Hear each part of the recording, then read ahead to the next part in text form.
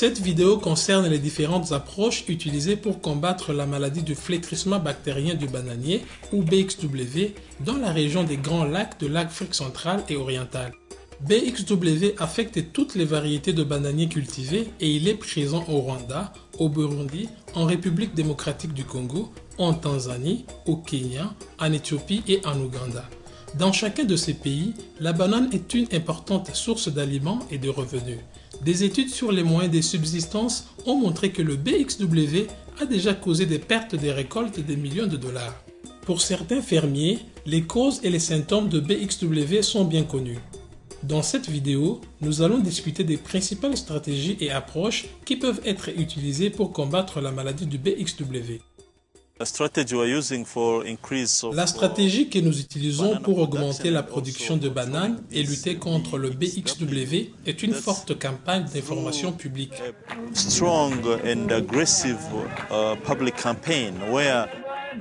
À travers des talk-shows à la radio, à la fois à la radio nationale et les radios locales, nous pouvons avoir une conversation en direct avec les agriculteurs ainsi que les fermiers posent des questions et nous leur fournissons des lignes directrices sur la façon de lutter contre cette maladie.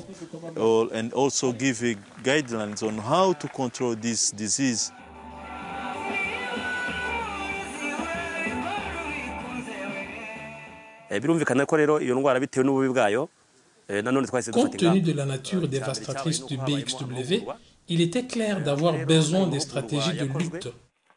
D'abord, nous avons formé un personnel impliqué dans la production de bananes en utilisant des directives écrites et télévisées, ainsi les directives et les pratiques étaient bien comprises.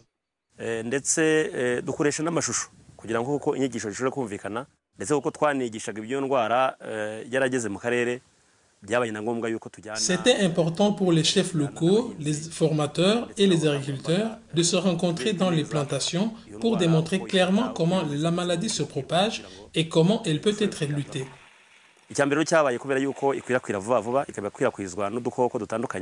Comme la maladie se propage très rapidement par voie d'insectes, il était nécessaire d'utiliser une approche communautaire pour que les agriculteurs éradiquent rapidement les plants malades.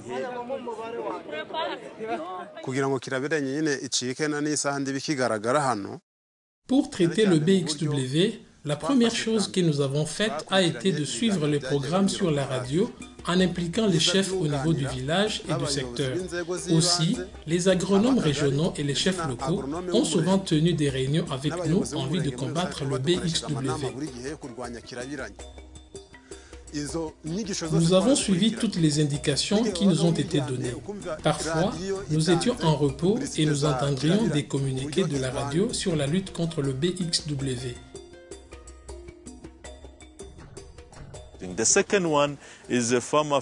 La deuxième approche utilisée est les champs-écoles des agriculteurs où les fermiers sont formés sur les bonnes pratiques dans la lutte contre cette maladie au niveau de la ferme.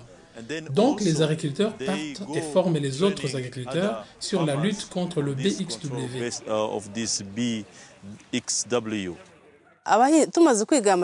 Les maladies dévastatrices ont apparu comme le BXW. Alors nous avons institué les champs-écoles des agriculteurs pour que les agriculteurs puissent le prévenir et le contenir là où il est présent. Nous étions affectés dans ce domaine comme tant d'autres parties dans le pays. Mais grâce aux champs-écoles, les agriculteurs ont appris de la maladie.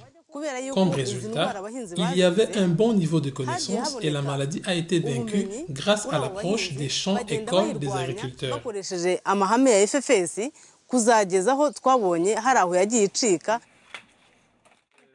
Que peuvent faire les agriculteurs pour gérer le BXW s'il est présent sur leur ferme?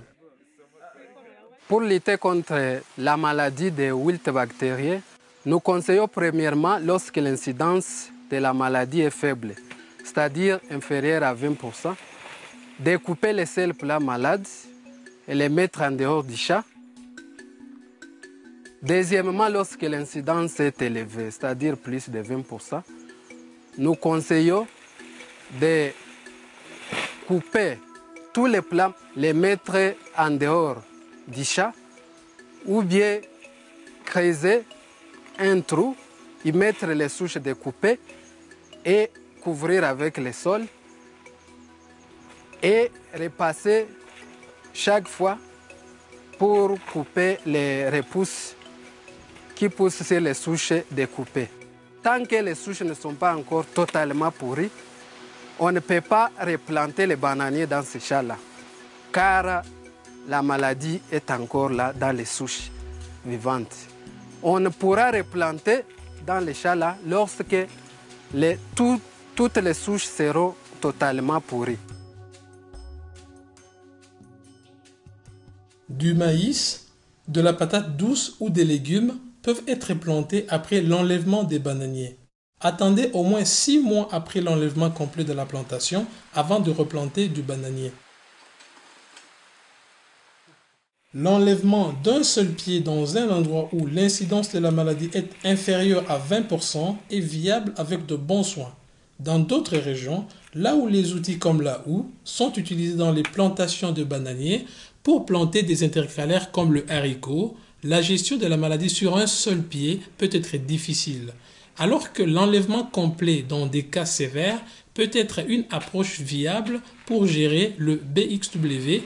Il est clair que les moyens de subsistance seront plus menacés à moins que les agriculteurs soient capables de remplacer les différentes cultures. Nous avons donné des semences alternatives aux agriculteurs afin qu'ils puissent produire d'autres denrées. Comme ça, la lutte contre la maladie est en train d'être faite.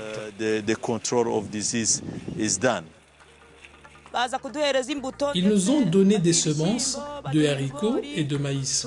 Nous avons cultivé ceci et après avoir cultivé d'autres cultures pendant 2 ans, nous avons replanté les bananiers et vous pouvez voir combien la plantation est bonne. Les leçons apprises. L'implication locale est importante pour aboutir à de bons résultats. L'utilisation des formateurs locaux dans les champs-écoles des fermiers peut être très utile car les agriculteurs écoutent bien leurs collègues agriculteurs. Quand moins de 20% de bananiers dans un champ montrent des symptômes du BXW, il est possible de gérer la maladie en coupant seulement les bananiers malades.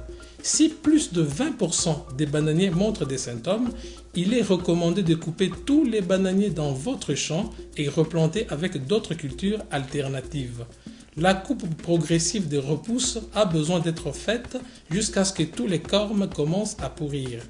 Tandis que certaines méthodes de communication et de formation fonctionnent bien dans certaines circonstances que dans d'autres, il est important de noter qu'ils sont complémentaires. Les campagnes d'alerte publique permettent au message d'être entendu par beaucoup de gens dans un court terme, tandis que la formation sur site en champ-école d'agriculteurs permet un apprentissage pratique et l'appropriation du processus.